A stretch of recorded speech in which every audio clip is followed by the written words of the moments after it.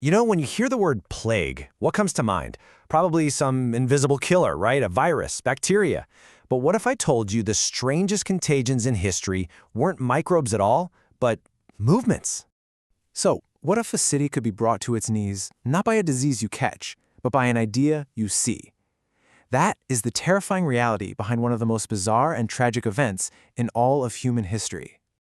All right, let's dive in. Our story takes us back to the summer of 1518 to a city called Strasbourg. And this city, well, it was on the brink of an absolute nightmare. So picture this. A woman, who history calls Frau Trophäa, just walks out into a quiet street. But here's the thing. There's no music, no celebration. She just starts dancing. An unstoppable, frantic movement that just keeps going, day after day, without any rest.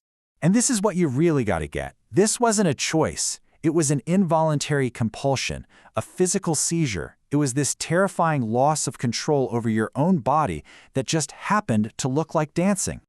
I mean, the historical accounts from back then, they're absolutely chilling.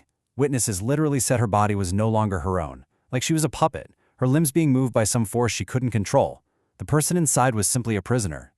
So what started with just one person, this bizarre, tragic incident, was about to explode into a full-blown catastrophe for the entire city. And the speed of it was just staggering. I mean, think about it. Day one is just Frau Trophäa dancing alone.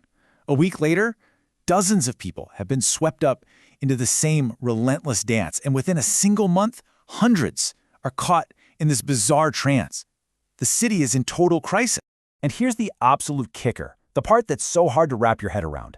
This thing didn't spread through touch or coughing or anything like that. No, it spread through sight. People would see the dancers, and that image, combined with this intense, underlying fear, well, that was the trigger. The contagion was purely in their minds. And please, make no mistake, this was not a party. This was absolute physical torture. Can you even imagine dancing nonstop for days until your feet are bleeding raw, until your bones literally break from exhaustion? We're talking extreme dehydration, constant strain on the heart. Yeah, one historian called it a forced march to total physical collapse. And honestly, I can't think of a better way to put it. These people were basically forced to run a marathon until their bodies just gave out right there in front of everyone. Okay, so people are literally dancing themselves to death in the streets.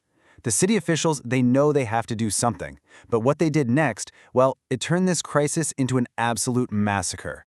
You have to remember, this is the 16th century. They don't have our understanding of psychology. They see this, and they diagnose it as a spiritual problem, a curse from a saint, they thought, that caused something they called overheated blood. So their logic, it was just this chain of catastrophic mistakes.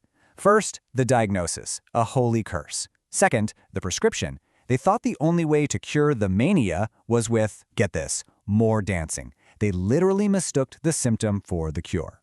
I know, it sounds completely insane, right? Instead of helping people rest, the government basically institutionalized their deaths. They built stages right in the middle of town and hired musicians to keep the beat going 24/7, making sure the dying never stopped. 15. Just let that number sink in for a second. At the height of this thing, that's how many people were dying per day, not from some virus, but from heart attacks and strokes and sheer exhaustion on stages their own government had built for them. And then it just kind of stopped. Almost as suddenly as it began, it faded away. But it left behind this huge, baffling mystery. For 500 years, people have been asking, what on earth just happened? So modern science has basically narrowed it down to two leading theories. On one hand, you've got a physical cause, poison, specifically a fungus called ergot that can grow on rye bread and cause violent spasms, kind of like a bad acid trip.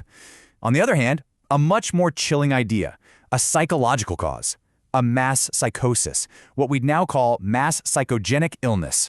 Now that poison theory, it sounds pretty convincing at first, right?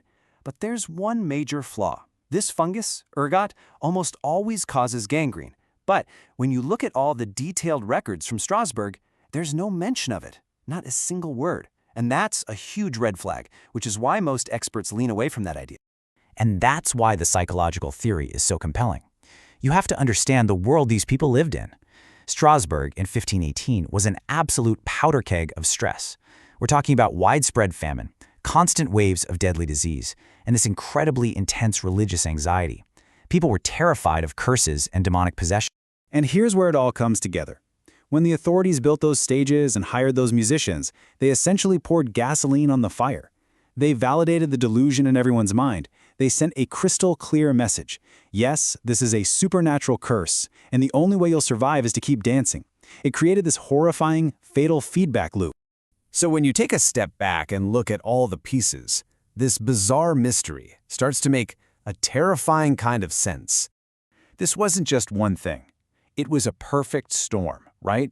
You had the deep societal stress that made people vulnerable. You had the psychological contagion that lit the match. And then you had the tragically misguided official response that turned the whole thing into a lethal inferno.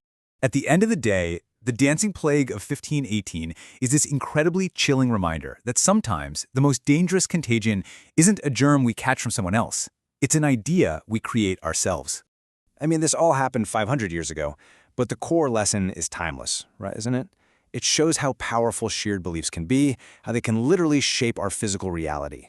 And it really makes you stop and think, right? What shared beliefs, what ideas amplified by fear or authority are shaping our world right now?